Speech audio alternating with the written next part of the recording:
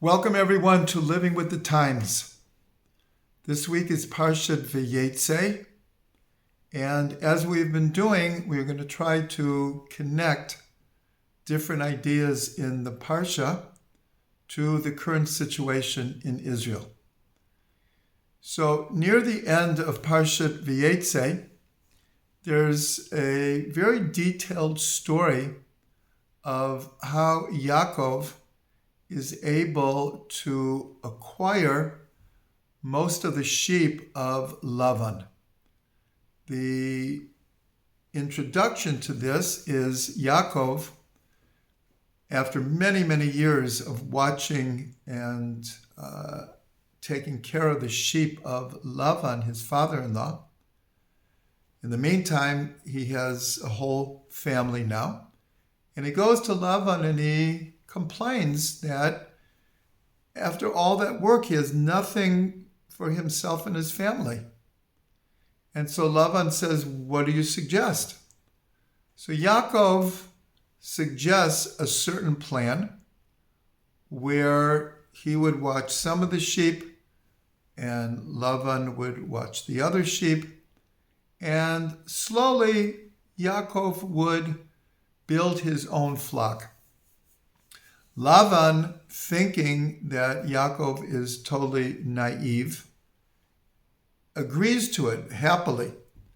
And so what happens in short is Yakov, through applying different spiritual concepts, is able to, in a sense, take over the entire flock. And the Torah goes into great detail about this. We can't delve into this right now, but there are many, many Kabbalistic and mystical ideas that come from this. But the basic idea is Yaakov, through just being smart and knowing how to breed sheep, but more than that, he was able to take spiritual concepts and apply them to the physical world and see real results. And we look at this. This is an example, a model of all of the mitzvot.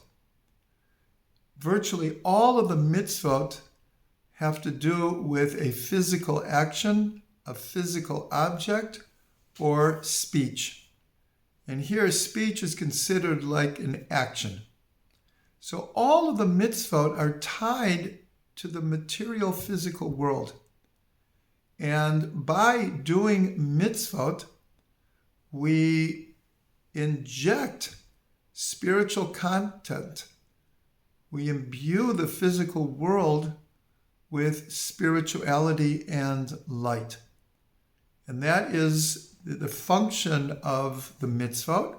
And really, the mission of the Jewish people is to take the physical world, the material world, and to infuse it and unite it with spirituality. And we see the same idea in the beginning of the Parsha, is perhaps one of the most famous dreams. And that is Yaakov's dream of the ladder that is firmly entrenched in the earth, but its head reaches to the heavens. And there's so much symbolism here, so much we can learn from this. But to apply it to what we're talking about, the ladder firmly entrenched in the earth, with its head reaching the heaven, represents the idea of the unity between physical and spiritual, between body and soul.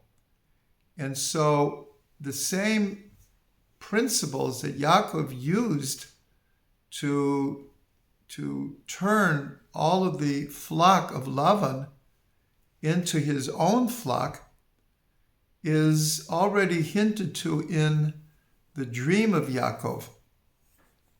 Now this whole idea is very, very similar to one of the themes of the month of Kislev and the holiday of Hanukkah. Hanukkah always comes at the darkest time of the year, meaning the nights are the longest and the days are the shortest. And the whole idea of Hanukkah, especially when we light lights in the windows outside, in public places, is to bring light into darkness. And the expression is, a little light dispels a lot of darkness. And so the whole theme of the holiday of Hanukkah, which is coming very soon, is this idea of putting light into the world, being a light unto the nations, taking a dark situation and turning it into light. And here in Israel now, we find ourselves in a very similar situation. The events of October 7th, the horrific massacre that occurred here on Simchat Torah, came as it was really like a total surprise attack. And I can never remember since maybe World War II where the theme of darkness and light, evil and good is used to express what is actually happening. If you hear the speeches of different leaders and all over the world, at least those who are on Israel's side, is that this is a classic battle between good and evil, between darkness and light. And the fact that it's happening leading into Hanukkah now makes it so powerful, so poignant. So most people are familiar with the Star Wars series, the archetypal battle between the forces of darkness and the forces of light.